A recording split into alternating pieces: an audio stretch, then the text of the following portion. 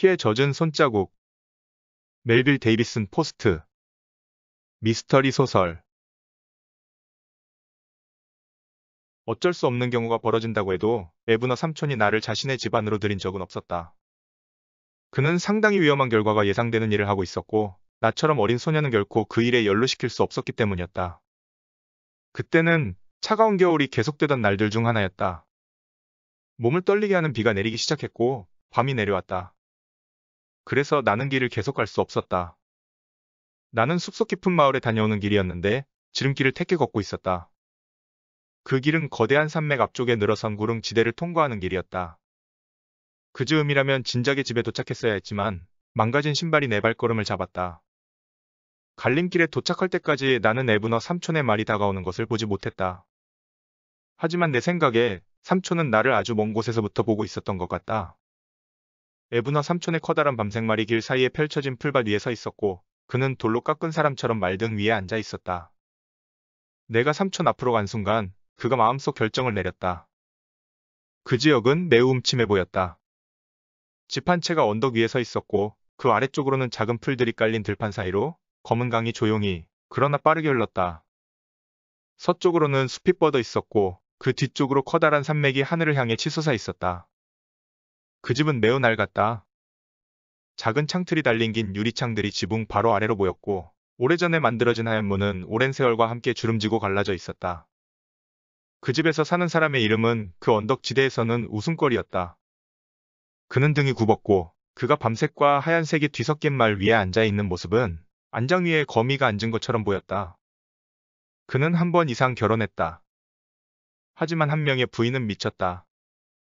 그리고 다른 한 명의 부인은 어느 여름날 아침 그 집 현관문 앞 거대한 느릅나무의 커다란 가지 아래에서 흔들리는 모습으로 발견되었다.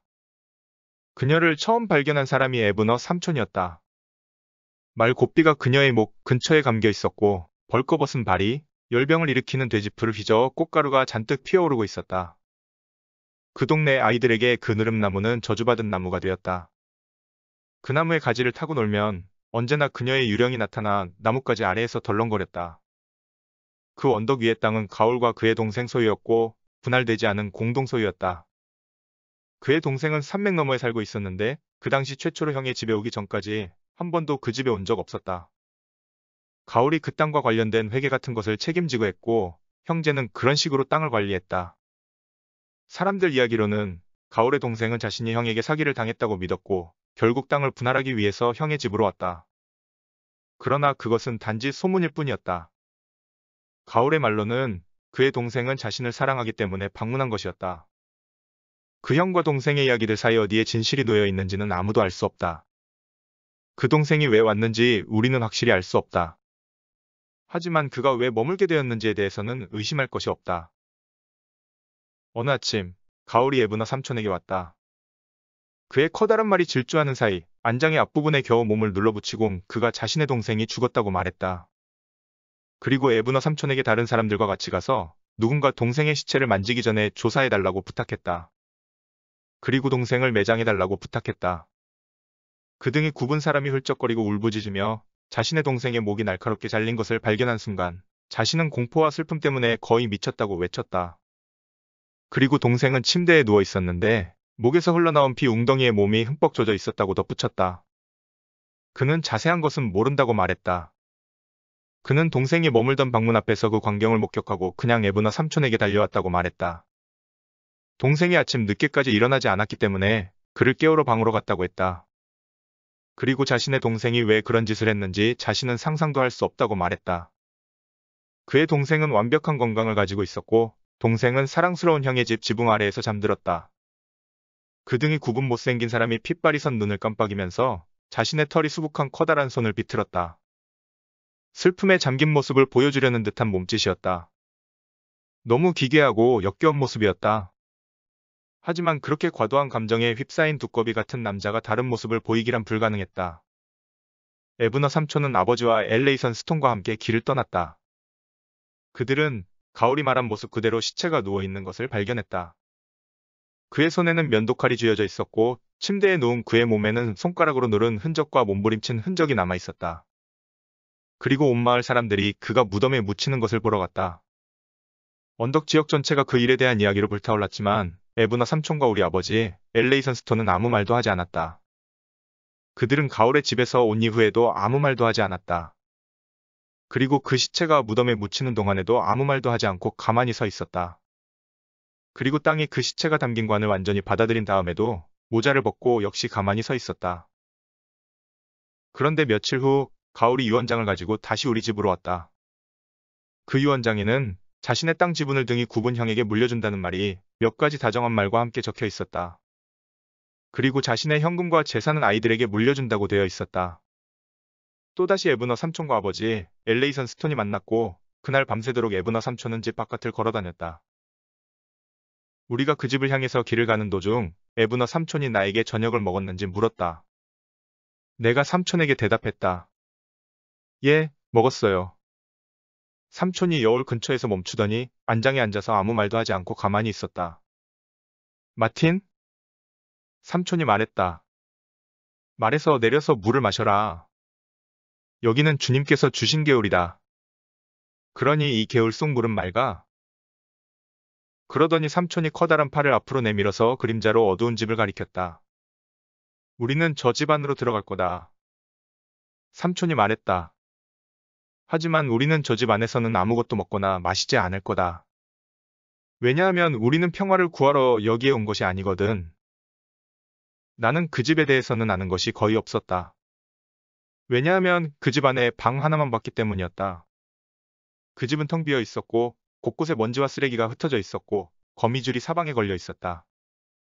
좁은 창틀의 긴 유리창이 어둠 위로 보였고 그 바깥으로 고요한 강이 아무 소리도 내지 않고 미끄러지듯 흘러갔다. 그 위로 어두운 숲과 어렴풋하게 보이는 산들 사이로 비가 거칠게 쏟아졌다. 불이 하나 있었다. 벽난로 속으로 한쪽 끝이 걸쳐진 사과나무 줄기가 불타고 있었다. 머리카락처럼 검은 천으로 된 덮개가 달린 낡은 의자가 몇 개 있었고 역시 아주 낡은 소파가 하나 있었다. 그 등이 굽은 사람은 그 의자에 앉지 않았고 그 위에 쌓인 먼지를 보면 한 번도 건드린 적 없는 것 같았다. 난로 바로 옆에 의자가 있었는데 그는 그 커다란 등받이가 달린 의자에 앉았다. 푹신한 팔걸이가 달린 긴 의자처럼 보였는데 그 의자에도 팔걸이에 천이 덮여 있었다. 하지만 그 천은 너무 낡고 해져서 누더기처럼 보였다. 특히 그의 손이 닿은 곳은 잡아뜯은 것처럼 엉망인 상태였다. 그는 검은 외투를 입고 있었는데 뒤쪽에 작은 망토가 달려서 그의 굽은 등을 가릴 수 있었다. 그는 앉아서 지팡이를 들어서 난로 속에서 불타는 나무 줄기를 툭툭 쳤다. 그의 검은 지팡이 위쪽에는 황금 장식이 하나 달려 있었다. 소문에 의하면 그는 그 장식을 지팡이 위에서 달아서 자신이 사랑하는 그 장식을 항상 손으로 만질 수 있도록 한 것이었다. 그의 회색 머리카락이 얼굴 위로 내려와 있었고 간혹 굴뚝을 타고 들어온 약한 바람이 머리카락을 움직였다. 그는 우리가 온 이유에 대해서 궁금해하고 있었다. 그리고 그의 눈빛은 자신이 얼마나 짜증스러운지를 선언하듯 보여주고 있었다. 그의 눈동자에게 광채가 희번득 반짝였다가 잦아들면서 사라졌다. 그가 우리를 바라보자 그의 머리 위쪽에서 성광 같은 것이 타올랐다. 그러다 자신이 본 것을 곰곰이 되씹는 동안 그 성광이 사그라들었다. 그 남자는 구부러진 몸을 가진 기형이었다. 하지만 그의 속에는 강한 기운과 활력이 숨어 있었다. 그는 동굴처럼 커다란 입을 가졌고 그의 목소리는 포효하는 것 같았다. 짓눌리고 뒤틀린 떡갈나무를 봤다고 생각해보자. 그러나 그 거대한 나무 속에는 강인함과 활력이 숨겨져 있다. 가올은 바로 그런 종류의 사람이었다. 그가 에브너 삼촌을 보자마자 비명을 질렀다. 그는 아주 놀라서 충격을 받은 것 같았다. 그는 우리가 그냥 우연히 들른 것인지 아니면 어떤 볼일이 있는 것인지 알고 싶어 했다. 에브너. 그가 말했다. 어서 들어와요. 밖에는 악마 같은 밤 비가 내려고 있어요. 게다가 바람도 아주 세고요. 날씨는 에브너 삼촌이 말했다. 신의 손에 달린 것이죠. 신이라고요. 가올이 외쳤다. 그런 신이 존재한다면 그 사람 신발끈이라도 매주겠어요. 가을이 절반도 지나지 않았는데 여기는 이미 겨울이 왔어요. 방목할 땅도 남지 않았고 그러니 가축에게 먹일 것도 없죠. 그러더니 그가 나를 보았다. 겁에 질려 하얘진 내 얼굴을 보더니 그는 우리가 우연히 거기에 왔다고 확신하는 것 같았다. 그가 두꺼운 목을 돌리더니 다시 우리를 바라보았다. 에브너. 그가 말했다. 어서 들어와서 손가락을 따뜻하게 녹여요. 당신을 해칠 일은 없어요. 내가 함부로 몸을 비틀어서 아이를 놀라게 하지 않을 테니까요. 에브너의 신께서 돌보시는 아이겠죠? 우리가 집 안으로 들어가서 벽난로 옆에 앉았다. 사과나무가 불꽃을 일으키면서 갈라지는 소리를 냈다. 바깥의 바람이 더욱 강해졌다. 비가 눈폭풍우처럼 변해서 유리창을 주먹으로 때리는 것처럼 들렸다. 그 방 안에는 키가 큰 청동촛대 위에 놓인 촛불이 2개가 전부였다. 그 촛불은 벽난로 선반 양끝에 놓여 있었고 녹아내린 촛농으로 지저분했다. 바람이 거친 소리를 내더니 굴뚝 안으로 밀려 들어왔다. 가끔씩 나무가 탄 짙은 연기가 푹푹거리며 뿜어져 나왔고 이미 까맣게 변한 벽 판자의 면을 타고 위로 솟아올랐다. 에브너 삼촌과 등이 굽은 사람은 가축 가격에 대해서 말했고 송아지들 사이에 도는 검은 다리 병에 대해서 이야기했다. 그 즈음 그 전염병이 돌아서 우리는 아주 고생하고 있었다. 그리고 방성균병에 대해서도 이야기했다. 가을은 송아지와 소들이 작은 무리로 지어 살도록 하고 모두 모이는 일이 없도록 하면 검은 다리 병 이 모두를 휩쓰는 일은 없을 것이라고 말했다. 그리고 그는 자신의 판단으로는 방성균병이 일종의 세균 같다고 말했다. 그 병이 다가올 때는 녹색 옥수수로 황소를 살찌운 다음 화물차에 실어야 한다고 말했다. 네덜란드 사람들이라면 그런 황소도 먹을 것이고 그 사람들을 해칠 수 있는 독은 없다고 덧붙였다. 하지만 에브너 삼촌은 그런 소들은 총으로 쏴 죽여야 한다고 말했다. 그렇게 해서 그 소들을 산 돈과 여름에 목초지에 준 돈을 모두 날린다는 말인가요? 가을이 비명을 질렀다. 나는 못해요. 나라면 그 소들을 팔 거예요. 그렇게 되면 에브너 삼촌이 말했다. 축산시장의 검사관이 그 소들을 쏴 죽이게 될 거고 당신에게는 장화 한 짝 남지 않을 정도의 벌금을 매기게 되겠죠. 축산시장의 검사관들이라고요? 가을이 비웃음을 터뜨렸다. 그렇다면 나는 그 사람을 초록색 돈 뭉치로 부드럽게 만들 거예요. 그러더니 그가 자신의 엄지손가락을 손바닥에 대고 눌렀다. 그러면 그 사람은 나를 보고 기분 좋게 말하겠죠. 이봐, 가을, 데려올 수 있는 만큼 모두 데리고 오라고. 그리고 덧붙일 거예요. 그렇게 하면 우리 둘 모두에게 뭔가 의미하는 바가 있으니까 말이야. 바로 그러면 끝이죠. 등이 굽은 사람의 웃음소리가 더욱 가벼워지더니 목구멍에서부터 낄낄거리는 소리가 들렸다. 그리고 두 사람은 땅을 빌려서 가축을 기르는 사람들과 건초를 빼는 일꾼들에 대해서 이야기하다가 겨울철에 가축에게 주는 먹이에 대해서 이야기했다. 그 주제로 대화가 옮겨가자 가을은 웃지 않았다. 대신 그는 욕설과 저주를 퍼부었다. 신성한 노동이란 것은 이제는 사라진 기술이 되었고 품격을 갖춘 인간은 모두 사라졌다. 그리고 새로운 유형의 인간들은 쓸모가 없었다. 그들은 게으르게 일했고 그의 욕설은 천장까지 울려 퍼졌다. 시대가 달라진 것이었다.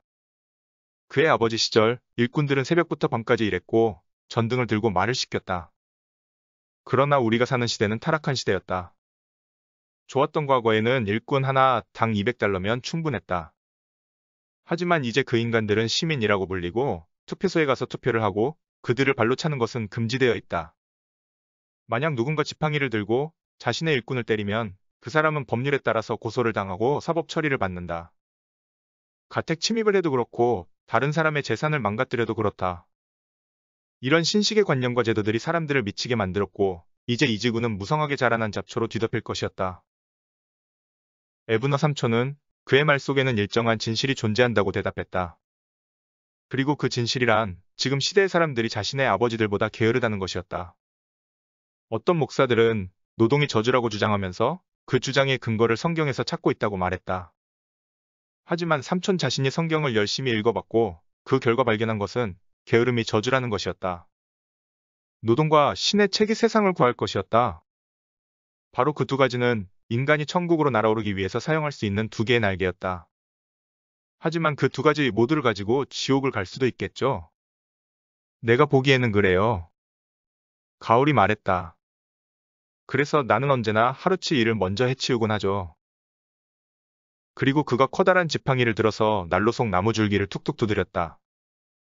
그리고 자신의 일꾼들이 돈을 강탈해 갔다고 외치면서 불평했다.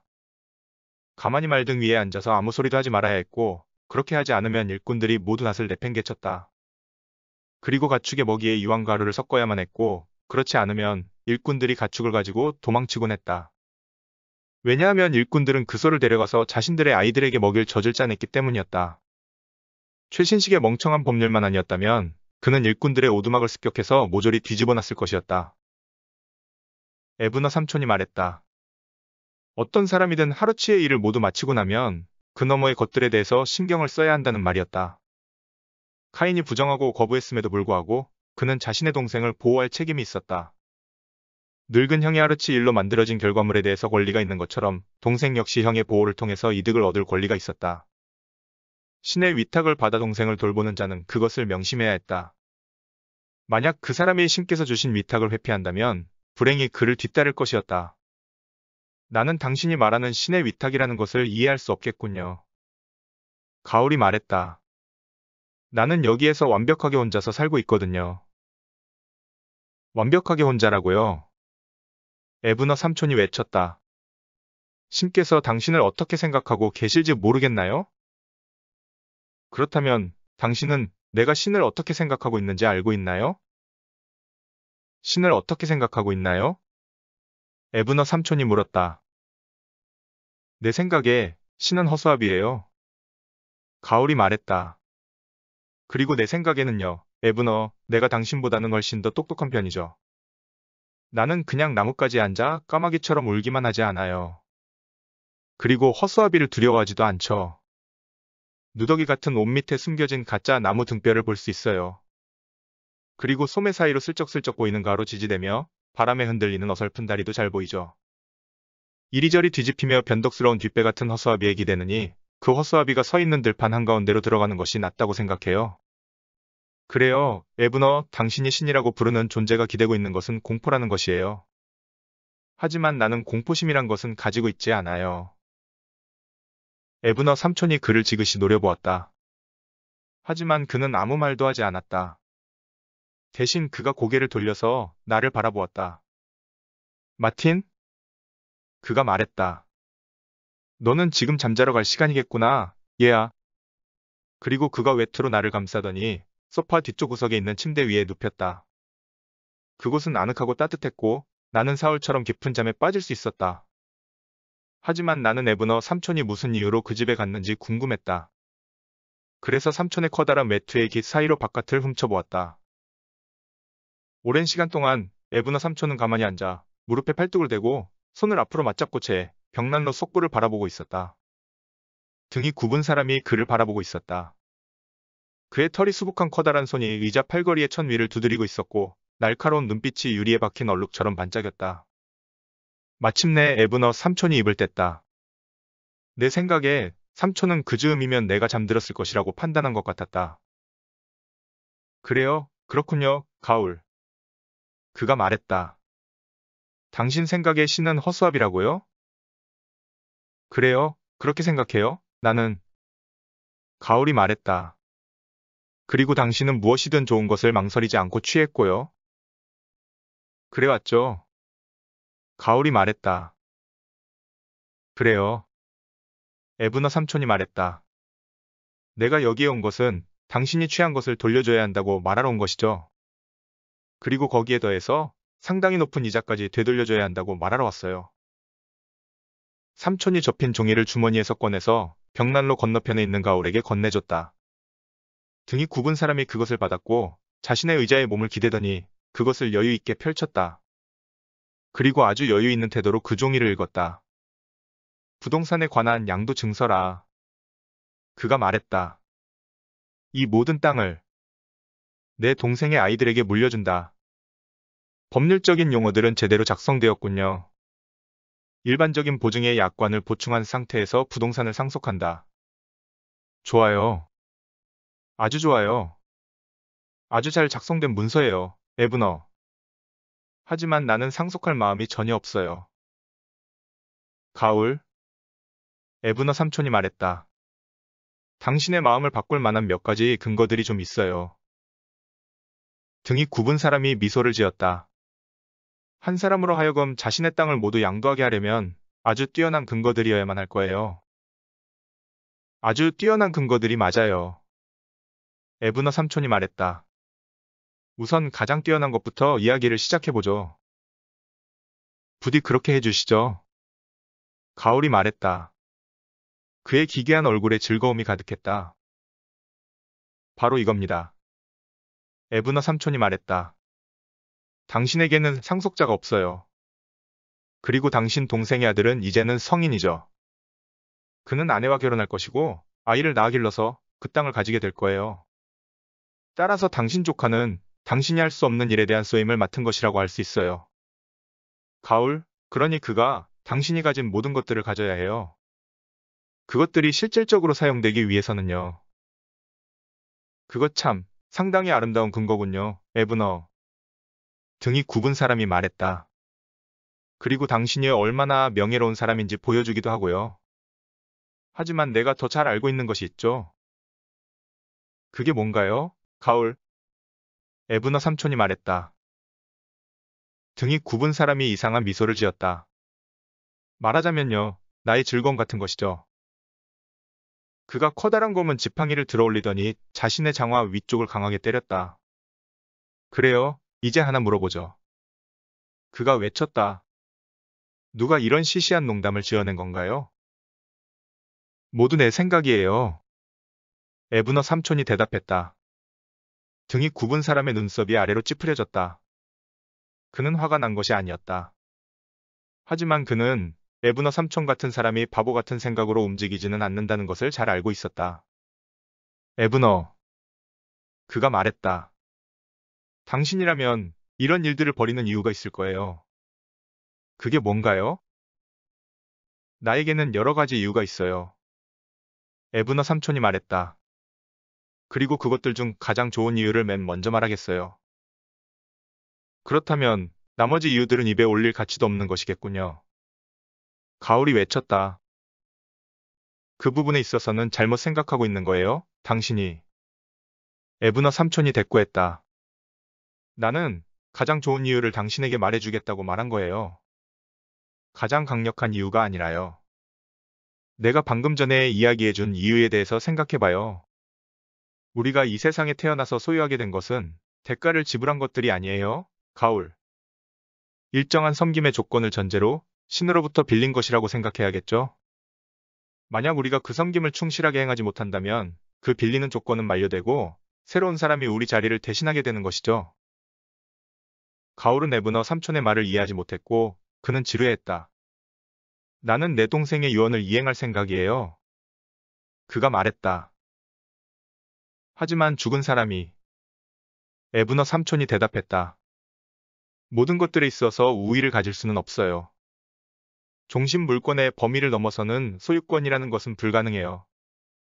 여기 이 땅과 가축들은 여기로 이주해 오는 사람들이 등장하면서 그들에게 쓸모가 있도록 사용되어야 해요. 살아있는 사람의 필요는 죽은 사람의 계획을 뒤엎을 수 있죠. 가을이 에브너 삼촌을 유심히 지켜보았다. 그는 이 모든 이야기가 일종의 여담이라는 것을 알고 있었다. 하지만 그는 아주 냉정한 태도로 그 이야기를 들었다. 그가 털이 수북한 커다란 손가락을 깍지 끼고 판사 같은 분위기를 풍기며 말했다. 당신의 주장은? 그가 말했다. 딛고 설 다리가 없는 주장이죠. 모든 것을 지배하는 것은 죽은 사람이에요. 한번 봐요. 에브너, 죽은 사람들의 유언장이 우리에게 어떤 영향을 미치는지 보란 말이에요. 누가 이런 법률들을 만들었죠? 죽은 사람들이죠. 우리가 복종해야 하고 우리의 삶을 규정하고 모양 짓는 관습과 문화를 누가 만들었죠? 죽은 사람들이죠. 그리고 우리가 이 땅에 대해서 가지고 있는 권리는 죽은 사람들이 계획하고 우리에게 물려준 것이 아닌가요? 측량 기사들이 선을 그을 때면 그 기사들은 죽은 사람들이 설정한 장소부터 시작해요. 그리고 누군가 어떤 문제를 법률에 기대서 해결하고자 하면 판사들은 자신의 법률책을 통해서 과거로 거슬러 올라가죠. 죽은 사람들이 규정하거나 판결해 놓은 것들을 찾을 때까지 거슬러 올라가고 그것을 발견하면 그 선례를 따르죠.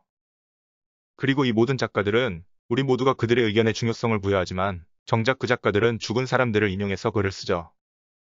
그리고 모든 교훈을 늘어놓는 목사들과 설교자들의 입은 죽은 사람들이 이미 뱉어놓은 말들로 가득 차 있지 않나요? 그래요, 에브너. 우리의 삶은 죽은 사람들이 손톱으로 파놓은 홈과 갈래를 따라서 흐르고 있어요. 그가 자리에서 벌떡 일어나더니 애분어 삼촌을 노려보았다.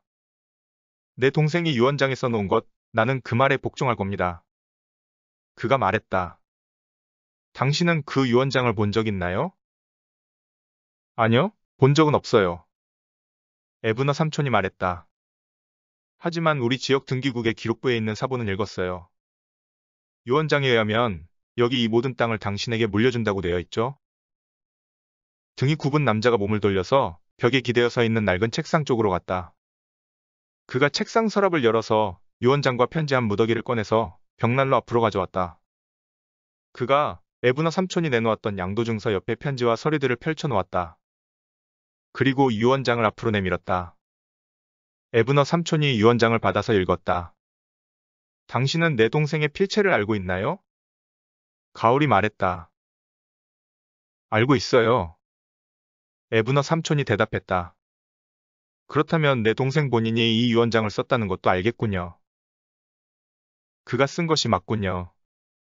애분어 삼촌이 말했다. 에녹의 필체가 맞아요. 그러더니 삼촌이 덧붙였다. 하지만 이 유언장의 날짜는 그가 당신의 집으로 오기 한 달 전 날짜군요. 그래요. 가을이 말했다. 그 유언장은 이 집에서 쓰인 것이 아니죠. 내 동생이 그것을 나에게 먼저 보냈어요. 여기 좀 봐요. 이게 유언장이 들어있던 봉투예요. 바로 그 날짜가 소인에도 찍혀 있죠. 애분어가 봉투를 건네 받아서 두 개의 날짜들을 비교했다. 바로 그날이 맞군요. 그가 말했다. 주소의 필체 역시 에녹의 필체가 맞고요. 바로 그래요. 가을이 말했다. 내 동생이 이 유언장에 서명을 한 다음 바로 그 봉투에 주소를 적었을 테니까요. 동생이 그 이야기를 나에게도 해줬죠. 등이 굽은 사람이 뺨을 쓰다듬더니 눈썹을 내리깔았다. 그래, 바로 그거예요. 그가 말했다. 내 동생이 얼마나 나를 사랑했는지 보여주는 것이죠.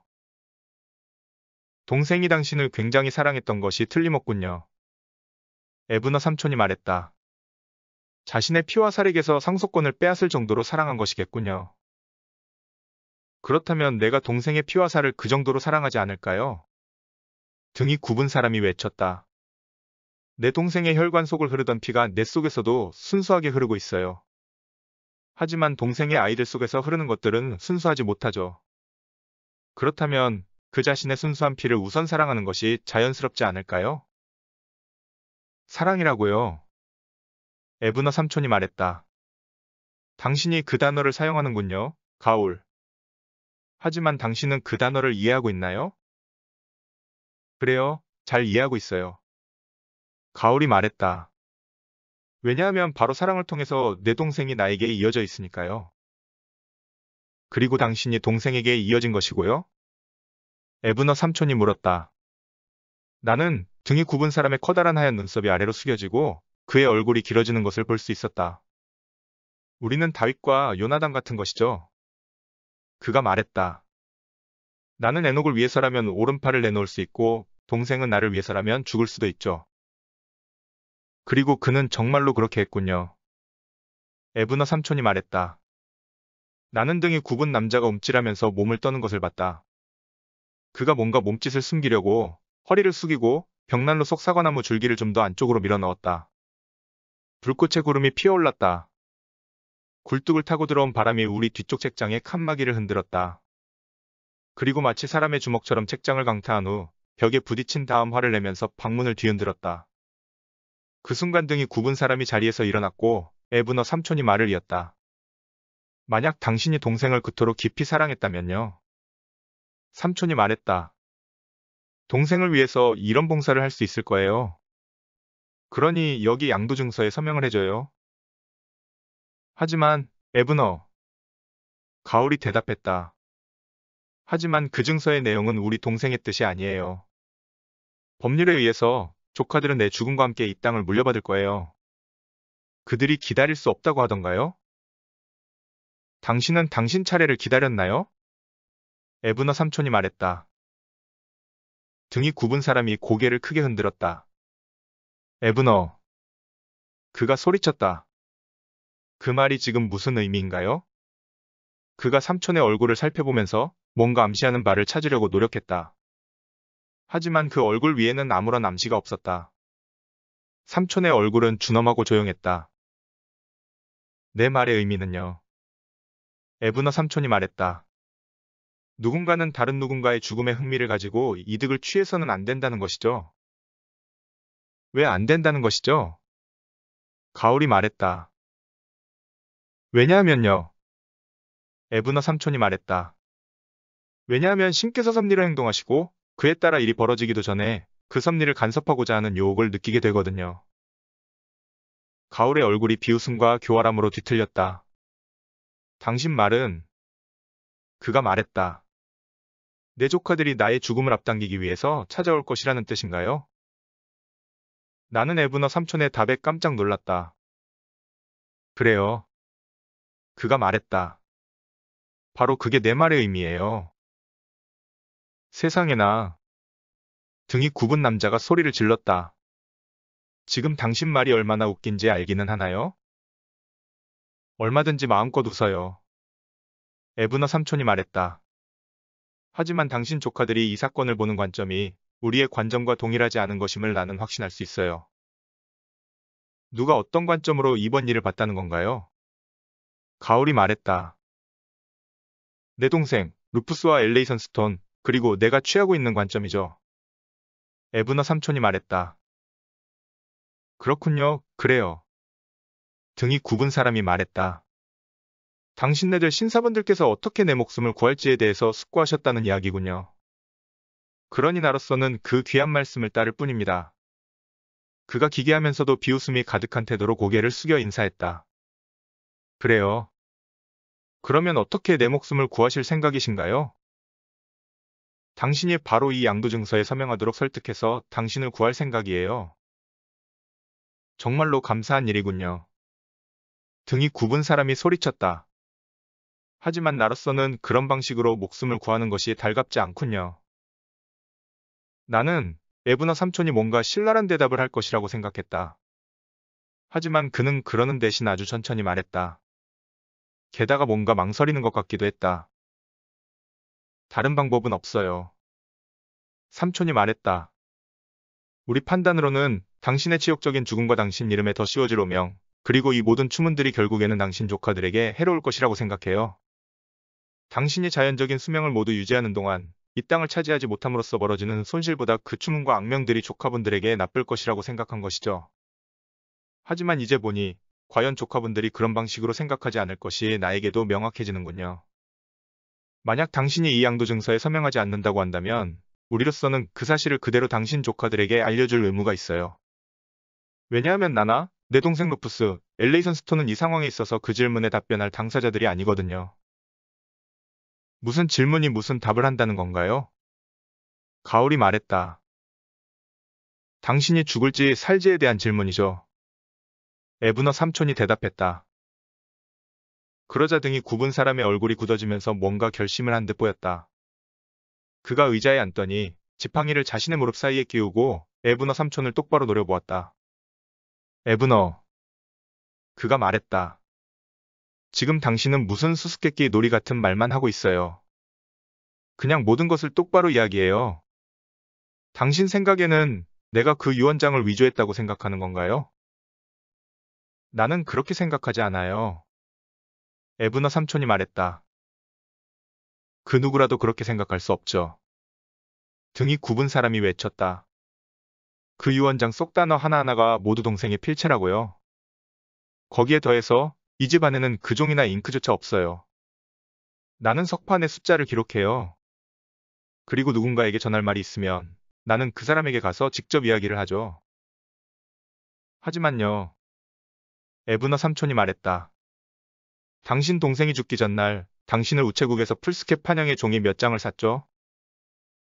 그래요, 맞아요. 가을이 바로 인정했다. 그것은 내 동생을 위한 것이었죠. 에녹이 자신의 연필을 가지고 뭔가 계산하기를 원했거든요. 동생이 숫자를 적은 그 종이들을 가지고 있어요. 그가 책상으로 가서 서랍 안에서 종이 몇 장을 가져왔다. 하지만요.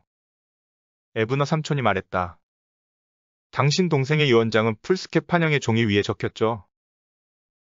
그게 뭐 어때서요? 가울이 말했다. 그 풀스캡 판형의 종이라면 이 나라 어디에서든 심지어는 멕시코에서도 구할 수 있지 않나요? 그것은 사실이었고 에브너 삼촌이 손가락으로 탁자를 두드렸다. 그래요, 그래. 가울이 말했다. 방금 전 우리는 서로 얼굴을 똑바로 쳐다보면서 하나의 의혹에 대해서 솔직히 살펴봤어요. 그렇다면 다른 의혹도 살펴보도록 하죠. 내 동생의 죽음에 대해서 면밀하게 살펴보고 여러 생각을 해본 결과 무엇을 발견했죠? 왜였을까요? 에브너 삼촌이 말했다. 바로 이 집, 자신의 형 집에서 자신의 목숨을 끊은 이유가 무엇이었을까요? 그것은 나도 모르는 일이죠. 가울이 말했다. 한 가지 말씀드리죠. 에브너 삼촌이 말했다. 당신 동생의 몸에서 피가 묻은 손바닥 자국을 발견했어요. 그것이 당신이 동생 시체 발견한 것의 전부인가요? 그래요, 그것이 전부죠. 그렇군요, 그래요. 가울이 소리 질렀다. 그것이 바로 내가 내 동생을 죽였다는 증거가 되는 건가요? 이번에도 당신의 그 더러운 의혹을 똑바로 살펴보자고요. 내 동생의 손이 피로 범벅이 되어 있었고 침대에는 동생의 지문과 손자국으로 범벅이 되어 있지 않았었나요? 그러면 죽는 순간 몸부림을 치다가 침대나 자신의 몸을 꽉 잡았을 가능성은 없을까요? 맞아요. 에브너 삼촌이 말했다. 그것들 모두 그럴 수 있죠. 그리고 그 손자국에는 어떤 흔적이나 징표 같은 것이 남아 있었나요? 가울이 말했다. 가령 그 손자국이 누구의 손이었는지 확실히 알 수 있는 흔적 같은 것들이 있었나요? 그러더니 그가 자신의 손가락을 반드시 펴서 앞으로 내밀었다. 예를 들면 내 손자국이라는 것을 보여주는 흔적 같은 것이 있었나요? 지문이라든가? 아니, 없었죠. 에브너 삼촌이 말했다. 가울의 얼굴 위로 의기양양함이 떠올랐다. 이제 그는 에브너 삼촌이 무엇을 알고 있는지 모두 알게 되었고 그 덕분에 삼촌을 두려워할 필요가 없다는 것도 알게 되었다. 적어도 내가 본 바에 따르면 그에게 불리한 증거는 하나도 없었다. 그렇다면 이제 그가 크게 외쳤다. 이 집에서 나가 주시겠습니까? 이제 당신과 나눌 이야기가 전혀 없으니까 말입니다. 당장 나가요. 그러나 에브너 삼촌은 움직이지 않았다. 그리고 5분 정도 삼촌은 뭔가 일을 하고 있었다. 하지만 삼촌이 등을 돌리고 있었기 때문에 나는 그가 무슨 일을 하는지 볼 수 없었다. 그러더니 삼촌이 등을 돌려서 가울 옆에 있는 탁자 쪽을 바라보았다. 그제서야 나는 삼촌이 뭘 하고 있었는지 볼 수 있었다. 삼촌은 거위 털을 가지고 펜을 만들고 있었다. 그가 탁자 위에 펜을 올려놓았고 바로 그 옆에 잉크가 담긴 작은 뿔을 내려놓았다. 삼촌이 아까 가지고 왔던 양도증서를 다시 펼쳤고 손가락으로 한쪽을 눌렀다. 그리고 다른 손으로 깃털 펜을 들어서 잉크에 담근 후 가울 앞으로 내밀었다. 여기에 서명해요. 삼촌이 말했다. 등이 굽은 사람이 자리에서 일어나면서 욕설을 내뱉었다. 그 빌어먹을 종이를 가지고 꺼지란 말이야. 그가 소리 질렀다. 에브너 삼촌은 움직이지 않았다. 이 서류에 서명을 하기만 한다면 삼촌이 말했다. 서명이라고. 가울이 다시 소리 질렀다. 당신과 당신 동생 루푸스 그리고 엘레이선 스톤 그리고 당신네들 가족 모두 지옥에 떨어지는 것을 내 눈으로 똑똑히 봐주지. 가울. 에브너 삼촌이 말했다. 지옥에서 누구를 볼 수 있을지 당신은 확실히 알게 될 거요. 에브너 삼촌의 말투와 태도를 본 나는 이제 그 일의 끝이 다가왔음을 짐작할 수 있었다. 그가 유언장과 봉투를 집어들었다. 아까 가울이 책장에서 꺼내와서 탁자 위에 놓은 종이들이었다. 그러더니 그 종이를 가울 앞으로 내밀었다. 이제 당신이 말해보시오. 삼촌이 말했다. 당신 말로는 이 유언장과 봉투가 모두 한자리에서 작성되었다고 했죠? 하지만 한번 보시오. 이 봉투의 필체는 침착하고 안정적이지. 하지만 유언장을 쓴 필체는 흔들리고 불안정하게 휘갈겨 쓴 것이지. 글자 모두가 서로 뒤엉키고 획이 흔들린 것을 보라고. 내가 왜 그런지 설명하겠소. 당신은 이 봉투를 예전에 동생이 보냈던 편지에서 가져온 것이거든. 하지만 이 유언장은 바로 이 집안에서 공포에 질린 채 작성된 것이었던 것이지. 그리고 그 시점은 당신 동생이 죽던 날 아침이었고. 잘 들어봐요. 엘레이선 스톤이 당신 동생의 침대를 조사하다가 뒤로 한 발짝 물러난 적이 있었지. 그때 그의 발에 양탄자 조각 하나가 걸렸지. 그 양탄자 조각 아래쪽은 온통 잉크로 물들어 있었어. 그리고 잉크병이 깨진 조각이 숨겨져 있었지. 나도 그 부분에 손가락을 댔고 완전히 젖어 있다는 것을 발견했지. 그러자 등이 굽은 사람이 마치 구석에 몰린 야생 짐승처럼 울부짖으며 소리를 지르고 괴성을 내질렀다. 나는 두려움에 휩싸여 에브너 삼촌의 외투 속으로 얼굴을 파묻었다. 그 생명체의 고함과 울부짖음이 그 텅 빈 커다란 집 전체를 가득 채웠다. 그 소리들이 바람의 목소리들과 어우러지면서 지옥에서 흘러나온 고음으로 변했다. 거기에 더해 눈폭풍의 날카로운 비명이 창틀과 유리창을 강하게 때렸고 바람에 들썩이는 지붕 판자가 똑똑 끊기는 단음을 만들었다. 굴뚝을 통과한 바람이 만들어내는 소리가 악마의 손가락이 연주하는 기괴한 악기의 소리처럼 들렸다. 그 모든 소리가 들리고 공포의 광경이 펼쳐지는 동안에도 에브너 삼촌은 가만히 서서 그 기괴한 인간을 내려다보고 있었다. 무자비하고 거친 분노에 사로잡힌 인과응보의 신처럼 보이기도 했다. 그의 목소리가 깊은 울림으로 고저없이 냉정하게 울려 퍼졌다. 하지만 그것을 발견하기 전에도 우리는 당신이 동생을 죽였다는 것을 알고 있었어. 우리가 그가 죽은 침대 앞에 서자마자 알아차렸다는 것이 믿겨지기는 하나? 저기를 좀 봐. 루푸스가 말했어. 저 피에 묻은 손바닥 자국을 보라고. 우리가 그 부분을 살펴봤고 에녹의 손이 그 자국을 만든 것이 아니라는 것을 알 수 있었지. 우리가 그것을 어떻게 알게 되었는지 알겠어, 가울? 이제 말해주겠어. 당신 동생의 오른손 위에 찍힌 손바닥 자국은 오른손의 자국이었단 거요. 가울이 그 양도 증서에 서명했다. 그리고 우리는 새벽 공기를 쐬며 말을 달렸다. 그 등이 굽은 사람은 오후가 되기 전에 공증인 사무실로 가서 그 양도 증서와 자신의 서명의 공증을 받겠다고 약속했다. 하지만 그는 그날도 그 다음날도 공증인 사무실에 나타나지 않았다. 에브너 삼촌이 그를 찾으러 다시 그 집으로 갔고 그가 느릅나무 가지에 목을 매달고 바람에 흔들리고 있는 것을 발견했다. 피에 젖은 손자국. 멜빌 데이비슨 포스트 지음. 위즈덤 커넥트 편엠.